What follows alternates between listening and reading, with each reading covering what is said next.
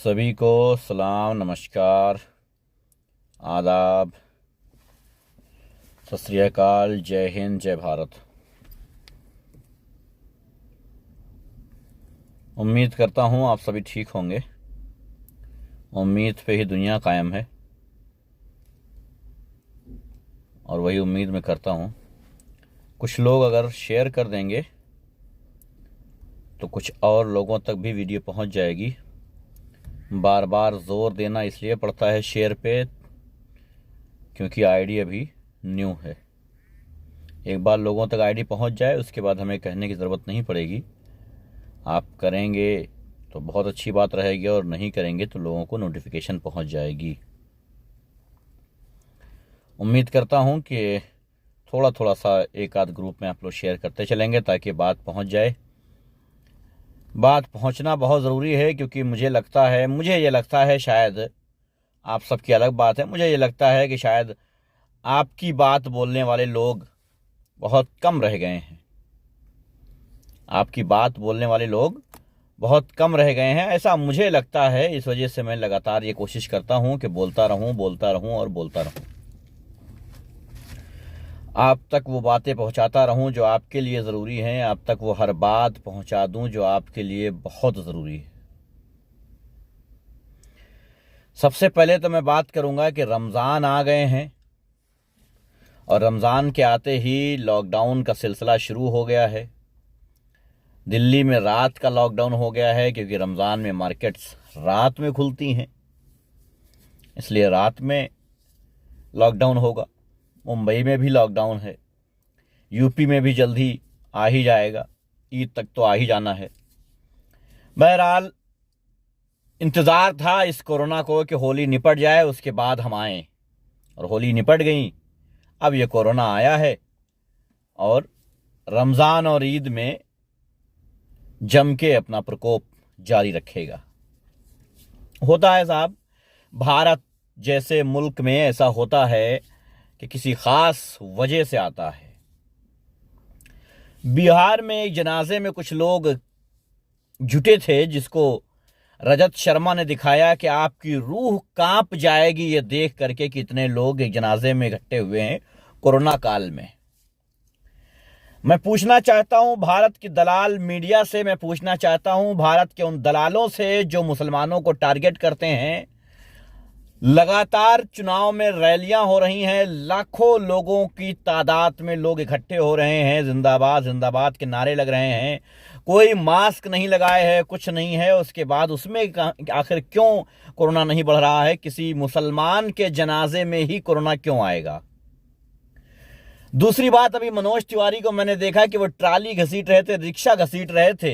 बंगाल में चुनाव हैं इसलिए वो बंगाल में रिक्शा घसीट रहे थे और बात कर रहे थे कि हम बात करना चाहते हैं इन रिक्शे वालों के शूज के ऊपर, हम बात करना चाहते हैं इन रिक्शे वालों के इलाज के ऊपर जो ममता सरकार नहीं दे रही। मैं सब कुछ छोड़ करके सीधे ये कहता हूं, वे मनोज तिवारी साहब आप ये बता दीजिए कि आखिर आपका मास्क कहां था? मैं तो गाड़ी के अंदर बैठा हूं, चारों तरफ से शीशे लॉक हैं, लेकिन साथ में मास्क है कि जैसे ही शीशे उतारना है वैसे ही मास्क लगा लेना है। यहां के गवर्नमेंट ने यह कह रखा है कि आप अगर बंद शीशे में गाड़ी के अंदर हैं तो अकेले हैं तो आप मास्क न लगाएं, काम चल जाएगा। आज दिल्ली कोर्ट ने यह कह दिया है कि अगर आप बंद शीशे में भी हैं, अकेले भी हैं गाड़ी में, तब भी मास्क इंपॉर्टेंट है। जब सब कुछ ये बातें सब जग जाहिर हैं तो फिर आखिर भारतीय जनता पार्टी वाले मास्क क्यों नहीं इस्तेमाल करते हैं? मैं देखता हूं कि नरेंद्र मोदी भी नहीं इस्तेमाल करते हैं। बहुत जगहों पर भारतीय जनता पार्टी की बड़ी बड़ी रैलियां हैं, उसमें तो होता ही नहीं है। बाकी सभी चुनाव के जो भी कैंडिडेट्स हैं सब में यही हाल है कि उन लोगों को मास्क इस्तेमाल करने में परहेज रहता है। शेयर कर देना भाई लोग अगर दिल करेगा तो, ताकि दूसरे लोगों तक ये वीडियो पहुंच जाए।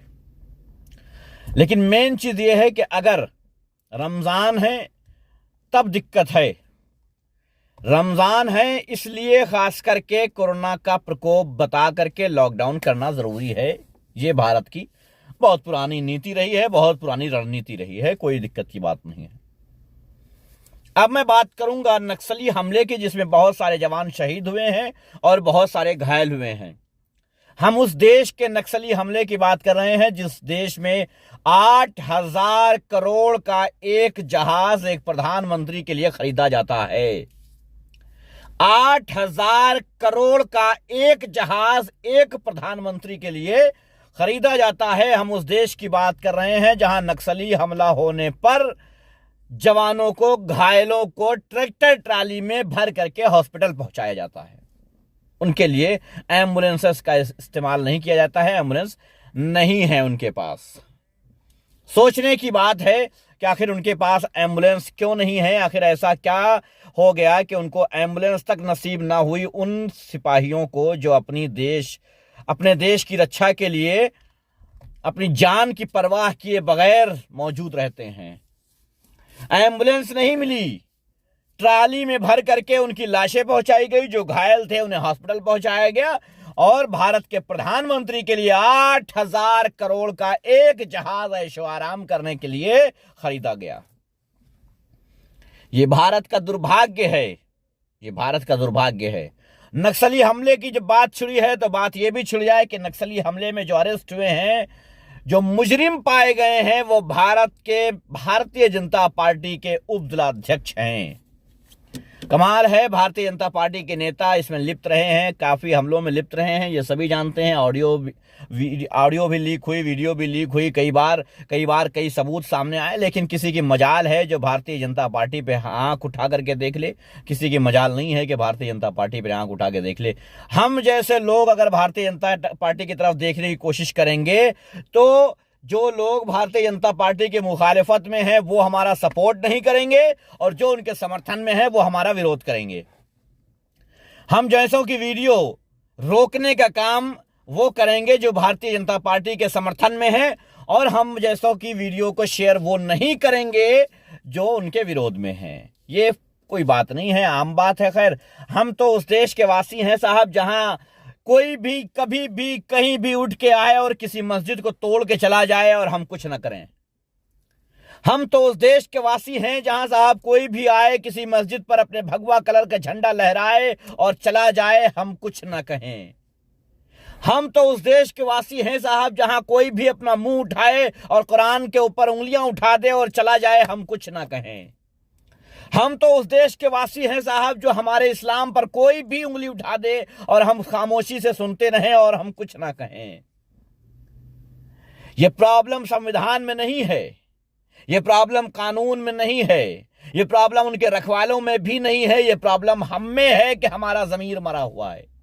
यह प्रॉब्लम हम में है कि हमारा ज़मीर मरा हुआ है। एक नहीं, मैं बार बार यह कहता रहा हूं कि आप FIR करते रहिए, आप FIR। भारत में 20 करोड़ से भी ज्यादा मुसलमान हैं, 20 करोड़ से भी ज्यादा मुसलमान हैं। यह किसी फिरके का मसला नहीं था, यह किसी फिरके का मसला नहीं था, यह आम मुसलमान का मसला था। भाई जाहिर सी बात है कि ऐसा तो नहीं है कि कोई फिरका इस रसूल को मानता है और कोई नहीं मानता, सभी मानते हैं। ताज्जुब की बात है कि इस अल्लाह के रसूल को सभी मानते हैं। हर मुसलमान या हर वो इंसान जो अपने आप को मुसलमान कहता है, दो चीजों में तो फर्क है ही नहीं।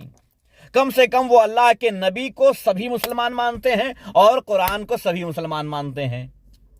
लेकिन इन पर जब उंगलियां उठती हैं तो हम खामोशी से देखते हैं तमाशा के एहतशाम रिजवी अगर करेंगे तो हम कर लेंगे, फला साहब करेंगे तो देखा जाएगा, फला साहब कर ही चुके हैं, हम क्या करें करके, साहब हमारी कौन सुनेगा। इस तरह के बहानेबाजियों में हम लिप्त रहते हैं। 20 करोड़ मुसलमान हैं, अरे कम से कम एक दिन में 1 करोड़ FIR होनी चाहिए थी हमारे देश में।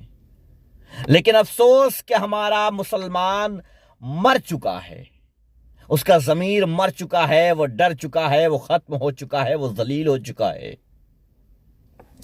पढ़ाई की तो बात ही ना करें, एजुकेशन की तो बात ही ना करें, पढ़ना तो चाहते ही नहीं है, एजुकेशन लाइन में तो जाना ही नहीं चाहते हैं, किसी भी तरीके से कोशिश ही नहीं करनी है कि साहब हम पढ़ाई लिखाई कर लें, हम आगे बढ़ जाएं। आज के आने वाले जो 10 साल होंगे साहब, उसमें जो होने वाला है वो शायद आप तक नहीं पहुंचा, अभी तक शायद आपको मालूम नहीं है। आप सोचते हैं कि बहुत जालिम आए बहुत चले गए साहब, बहुत जालिम आए बहुत चले गए, एक ना एक दिन सभी जालिमों को मिटना है, बेशक मिटना है, लेकिन कब मिटना है ये नहीं पता है। कहीं ऐसा ना हो कि एक के बाद दूसरा जालिम आ करके आपके ऊपर तैयार हो जाए। इसलिए ज़रूरी ये था कि आप, इम्पोर्टेंट ये था कि जो लोग लड़ रहे हैं उनका सपोर्ट कीजिए, समर्थन कीजिए और साथ में अपने बच्चों को एजुकेशन की तरफ बढ़ाते रहिए, नॉलेज की तरफ बढ़ाते रहिए, ताकि आने वाले 10 सालों में आप थोड़ी से मजबूत हो सकें। मैं ये नहीं कहता हूं कि आप इतने मजबूत हो जाइए, इतने ताकतवर हो जाइए कि कोई किसी को भी आप मार लीजिए, किसी को भी आप, जो आज हो रहा है आपके साथ, आप बदला लीजिए। नहीं साहब, आप कम से कम इतने मजबूत हो जाइए कि कोई भी अपने पैरों तले आपको कुचल न डाले, कोई भी आपको अपने पैरों तले कुचल न डाले। कम से कम इतना मजबूत तो आपको होना चाहिए। लेकिन साहब, ये आप लोगों की मर्जी है, आप लोग नहीं होना चाहते हैं। इसमें एहतशाम रिजवी का कोई दोष नहीं है, एहतशाम रिजवी कुछ नहीं कर सकता है। जहां तक एहतशाम रिजवी कर सकता था या कर सकता है, कर रहा है। जहां तक कर सकता था या कर सकता है वो कर रहा है और वो करता रहेगा। अब फर्क ये है कि साहब, किसी भी इंसान को करने के लिए इंपॉर्टेंट ये होता है कि उसकी पहुंच हो, और पहुंच हमारी जब रोक दी जाती है तो यह आपका फर्ज है कि हमारी पहुंच बनाएं। मैं पावर की बात नहीं कर रहा हूं, पब्लिक तक पहुंच की बात कर रहा हूं। पावर में मैं नहीं कहूंगा कि मुझे वोट करके आप पावर दे दीजिए, नहीं। पब्लिक तक पहुंच अगर मेरी बनेगी, पब्लिक से हम सीधे वार्ता कर सकेंगे, तभी हम कुछ कर पाएंगे। अभी तक जैसे कि मेरी जो मेरी आईडी थी, उसके जरिए मैं लोगों से सीधे कांटेक्ट कर पाता था, लोगों से मैं सीधे जुड़ पाता था, जिसकी वजह से बहुत सारे काम हो जाया करते थे। चाहे वो लॉकडाउन रहा हो, चाहे पिछला रमजान रहा हो, चाहे उसके बाद लगातार रहा हो पूरे साल, चाहे वो सिलाई सेंटर को लेकर के रहा हो, चाहे वो एम्बुलेंस के लेकर के रहा हो, चाहे वो फ्री एजुकेशन को लेकर के रहा हो, और चाहे बहुत सारे ऐसे केसेस रहे हो जो हॉस्पिटल में कोई एडमिट रहा है, उसकी मदद की रही हो। लगातार मदद की गई है, करवाई गई है। 100 में से 100 तो नहीं करवा पाई गई है, लेकिन 100 में से 80 लगातार करवाई गई है। लेकिन अब चूंकि मेरी आईडी नहीं है, वो चूंकि लोगों तक मेरी पहुंच नहीं है, तो इस वजह से ये काम थोड़ा डिले हो गया है, स्लो हो गया है, धीरे हो गया है। रमजान आ गए हैं, बहुत सारे परिवारों ने हमें व्हाट्सएप भी कर दिया है कि आपकी मदद की ज़रूरत है। मैं उनसे बता देना चाहता हूं कि अगर अल्लाह ने चाहा तो आप तक मदद पहुंच जाएगी। मेरी मदद की ज़रूरत नहीं है। अगर अल्लाह ने चाहा तो आप तक मदद पहुंच जाएगी, अल्लाह ने चाहा तो पहुंच जाएगी। वरना इस बार कम से कम मुझे तो ये लगता है कि शायद मेरे जरिए कम लोगों तक मदद पहुंच पाएगी। उसकी सीधा रीज़न ये है कि लोगों तक मेरी पहुंच नहीं है, लोगों तक मेरी पहुंच नहीं है। जो लोग मदद करने वाले हैं उन तक भी नहीं है, और जिनकी मदद करनी है उन तक, उनकी खैर तो वो तो पहुंच ही जाएंगे हम तक। जिनको मदद चाहिए वो तो पहुंच जाएंगे। लेकिन जो लोग हमारे पास मौजूद थे, जिनसे कांटेक्ट था, जो लोग ऐसे थे जो मदद करते थे, जिनको मैं अकाउंट नंबर दे देता था या जिनको मैं कॉन्टैक्ट नंबर देता था कि ये कॉन्टैक्ट नंबर है, फला फला परिवार है, आप बात कर लीजिए और सीधे मदद कर दीजिए, वो लोग इस वक्त मेरे साथ में नहीं है, क्योंकि मेरी आईडी बंद हो चुकी है। वो जब वो लोग सर्च करके ढूंढ के मुझे आएंगे, तब वो कहीं देख पाएंगे, तब कहीं जाकर के लोगों की मदद हो पाएगी। और वो वक्त काफ़ी लंबा लगेगा, क्योंकि हमारे सुनने वाले अभी कानों में उंगलियां डाले बैठे हैं, मेरी वीडियो शेयर करने से डरने लगे हैं, हुकूमत की ताकत से डरने लगे हैं, मुसलमान होने से डरने लगे हैं, न जाने क्यों डरने लगे हैं। खैर, वो उनकी मर्जी है। जो डर रहे हैं वो डरते रहेंगे, जो मर रहे हैं वो मरते रहेंगे। लेकिन सच तो यह है कि हमारा ज़मीर कल भी जिंदा था, हमारा ज़मीर आज भी जिंदा है और कल भी जिंदा रहेगा। पंचायत चुनाव है, जिला पंचायत चुनाव है, पंचायत चुनाव है, वगैरह वगैरह ये चुनाव हो रहे हैं। इसमें मैंने अभी तक किसी से कुछ नहीं कहा है। थोड़ा सा नज़दीक और आ जाए ये चुनाव, लोगों तक मेरी वीडियोस पहुंचने लग जाए, उसके बाद मैं बताऊंगा कि आपको करना क्या। मैंने बहुत पहले कहा है कि आपका प्रधान चाहे तो आपकी परेशानियां दूर कर सकता है, आपकी सारी परेशानियां सिर्फ एक प्रधान दूर कर सकता है। लेकिन मैंने आपसे पहले भी कहा है, लेकिन अगर आप माने तो ठीक है, वरना न माने तो कोई बात नहीं। चलिए, बहुत बहुत शुक्रिया आप सबका, धन्यवाद। जय हिंद, जय भारत। याद रखिएगा कि अगर आप शेयर करेंगे, वीडियो लोगों तक पहुंचेगी, तो हमारा भी मन करेगा कि हम वो बातें आपसे कहें जो आपके लिए इंपॉर्टेंट हैं। लेकिन जब वीडियो लोगों तक नहीं पहुंचती है तो लगता है कि फालतू में बोलने से कोई मतलब नहीं है, एनर्जी वेस्ट करने से कोई मतलब नहीं है, क्योंकि लोगों तक मेरी बात पहुंच नहीं रही है। अगर वीडियो शेयर करते रहेंगे आप लोग, लोगों तक मेरी बातें पहुंचती रहेंगी, तो हम इसी तरीके से आप तक आपके हक की बात करते रहेंगे। धन्यवाद। जय हिंद।